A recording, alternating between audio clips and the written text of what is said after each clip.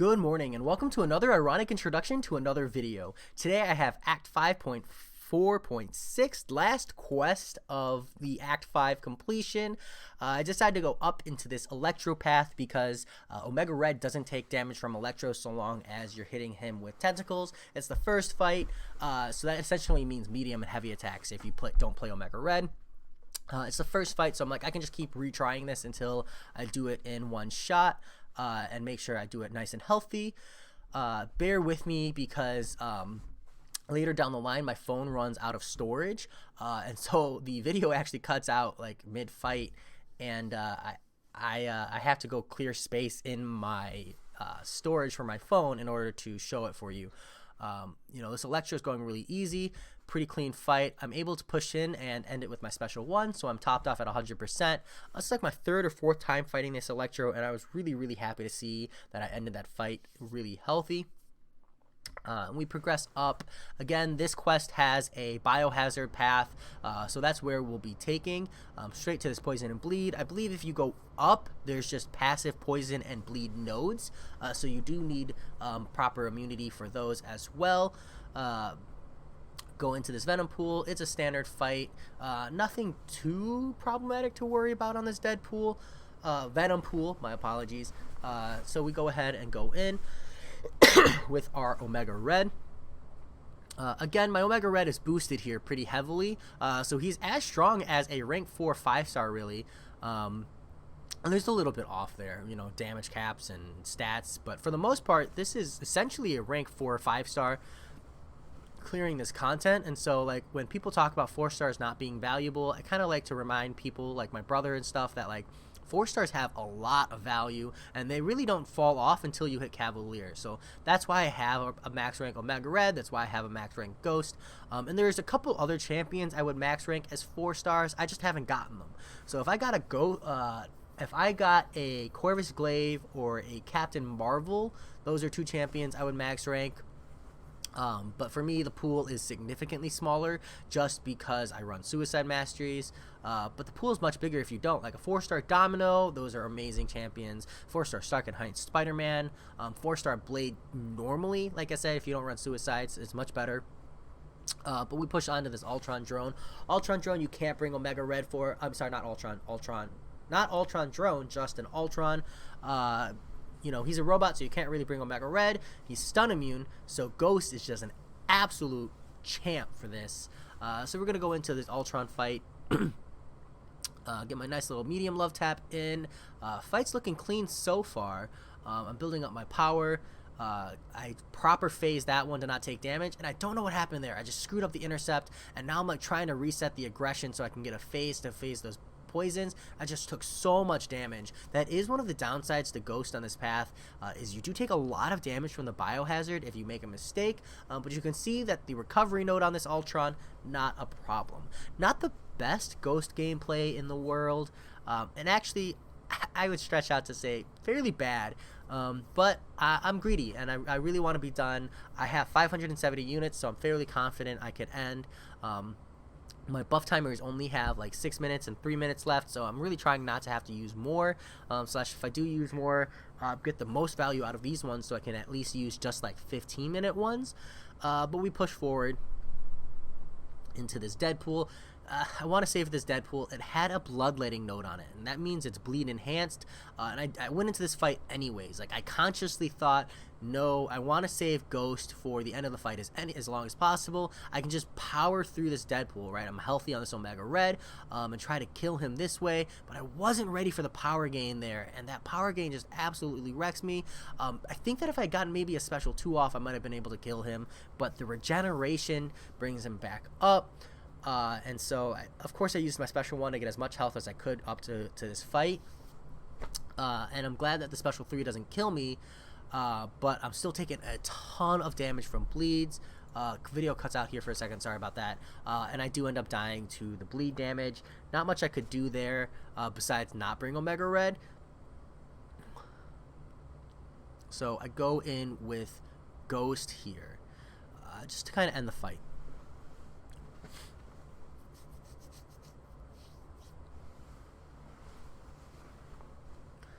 Whew. So clean fight. ends it off with Ghost. The 1% thing keeps happening to me. I don't know what's going on with that. It's just bad number stacking on my part. I go into this Groot, and we're actually going to end the video here. Long story short, I bring in Deadpool. Well, let me show you the notes first, kind of like explain why I'm skipping here to just save some time on this video. But he has the last stick. He would die. He would come to an end after receiving exactly 100 attacks. So I tried my Deadpool and my Wasp to get chip damage in there, but the Biohazard just absolutely wrecks me. So I give up and I switch to Omega Red, and the video actually cuts out. So long story short, I revive Omega Red once, and I do successfully take that Groot down. And we move on to Thor. So you see my Deadpool and my Wasp are dead, and my Omega Red's not super healthy because I didn't play the fight very well, but he's healthy enough.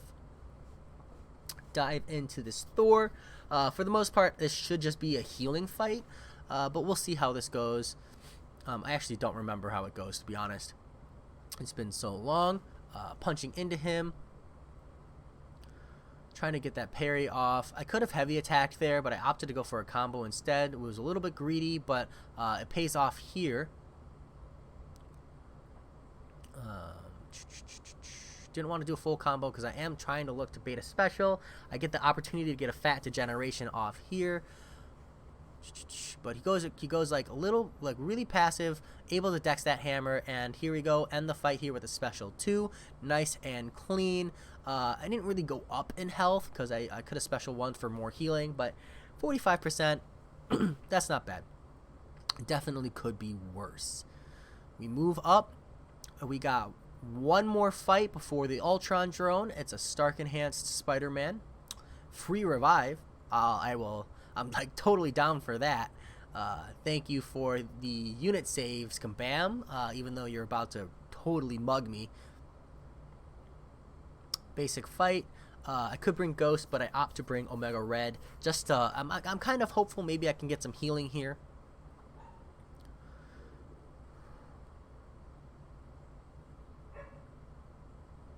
You know, fight's pretty standard. Get my parries in, stack my heavies. And the special 1 from Stark Enhanced Spider-Man is really what you want to be baiting out. So here I'm trying to bait it out. I went to punish the special 1, and I dived in way too soon. So, you know, be a little more patient on that. It was because I'm used to diving in at that timing window, but because I was so close to him, I dived in. So this time I do it proper. I go in, I special 2, and the fight is over. Not the greatest fight. I actually end up losing health over the course of it, but hey, we're on to the Ultron drone. And just kind of show you, there's still 9 minutes left. I do a crystal opening. This Ultron drone is an absolute pain, like absolute pain. So he's got this node called Impart. At the start of the fight, gains a random deactivated Fury, Armor Up, Power Gain, or Regeneration buff that will change every 7.5 seconds. When the opponent inflicts a debuff, Ultron activates or refreshes the current buff, which means don't stun him, don't debuff him, like absolutely annoying. And then every 15 seconds and after the start of the fight, he regenerates 50% of his base health over 5 seconds. And this refreshes on the defender, reaches intervals of 25%, so he's just super healthy and incredibly annoying.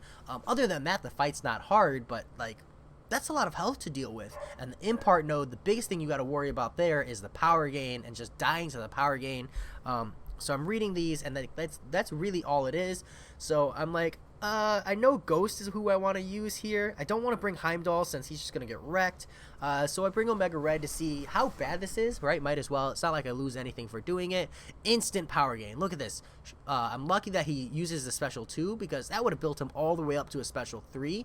I'm actually not playing it. I'm not playing it bad, but you can see here, Omega Red, not someone you want to bring to this fight. Every single Death Spore is proccing that debuff, so not what you want. And you can see he got a regeneration, so I ended up not even doing anything at all to the Ultron drone, but it was a good learning experience. I kind of got a feel for the fight, so I dive in here with Ghost. Now Ghost is made for this fight. You don't have to parry, intercepts are free, so you really only have to worry about the Vigor coming up every once in a while, and every like once in a blue moon you do have to worry about a stun.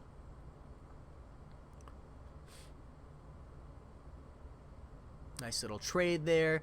But for the most part, it's just me waiting. I get a little unlucky on that regeneration. That really was unfortunate. And Heimdall Synergy saves me here. I know I didn't have to, but I special 2 there, just kind of hoping I could get some damage off.